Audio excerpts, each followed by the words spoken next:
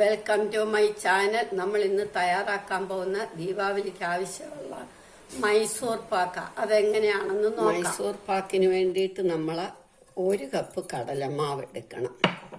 അതൊന്ന് ചൂടാക്കണം, ഒരുവിധം നന്നായിട്ടൊന്ന് മൂക്കണം.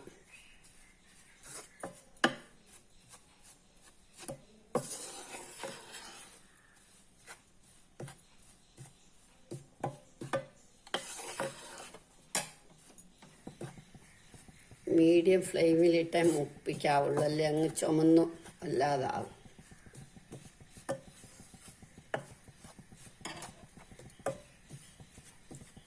പച്ചമണം പോണം, അതിനാ.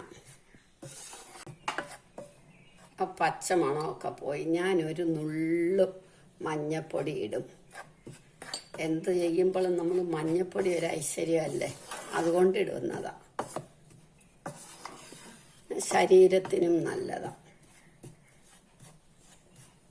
ഇനി ഇത് നമുക്കൊന്ന് ഇടഞ്ഞെടുക്കാം.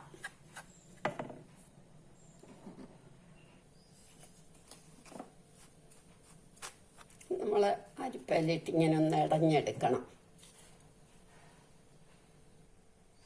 ഇങ്ങനെ തരി വരുന്നത് നമ്മളങ്ങ് കളയണം, അല്ലാതെ അതിനകത്ത് കട്ട കെട്ടിയിരിക്കും. വറുത്ത് വെച്ചിരിക്കുന്ന പൊടിയിലേക്ക് നമുക്ക് കുറച്ച് പഞ്ചസാര ഇട്ട ഒന്ന് ഇളക്കി വെക്കണം.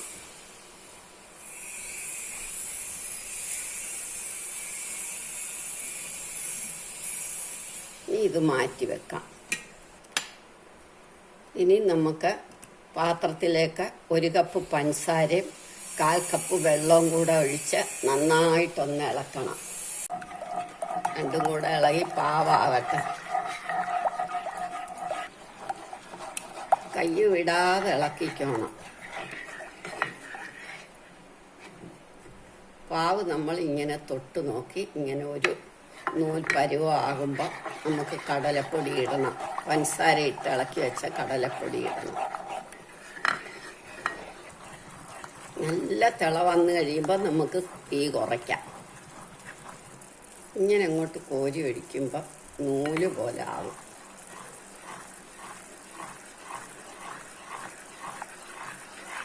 കൈകൊണ്ട് തൊടാൻ വയ്യാമെങ്കിൽ നമ്മളിങ്ങനെ ചെയ്താലും മതി.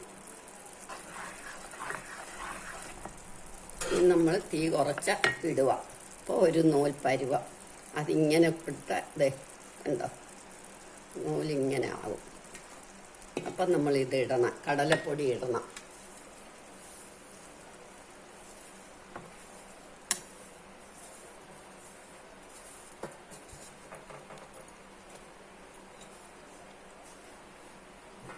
ഒരു കപ്പ് കടലപ്പൊടിക്ക് 1 കപ്പ് പഞ്ചസാര. നെയ്യും ഇടണം. 1 കപ്പ് നെയ്യും എടുക്കാം.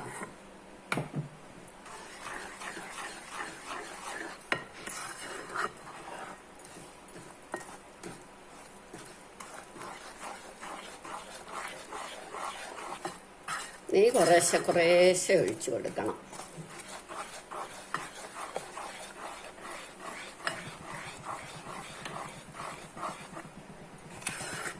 കടലപ്പൊടി നമ്മൾ വറുത്ത് വെക്കണം.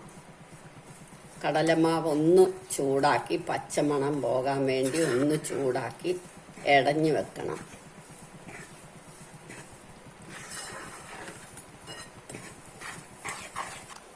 പാകമായി കഴിഞ്ഞാൽ നമുക്ക് കുറച്ച് നേരം അടുപ്പേന്ന് താഴെ ഇറക്കണം. സ്റ്റൗവേന്ന് താഴെ ഇറക്കിയിട്ട് നമുക്ക് തട്ടത്തിലേക്ക് ഒഴിക്കാം.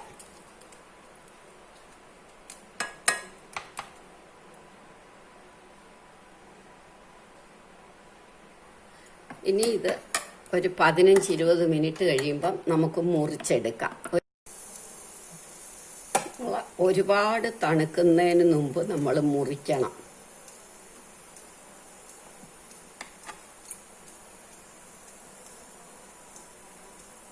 നമുക്ക് ഇഷ്ടമുള്ള വലുപ്പത്തിൽ.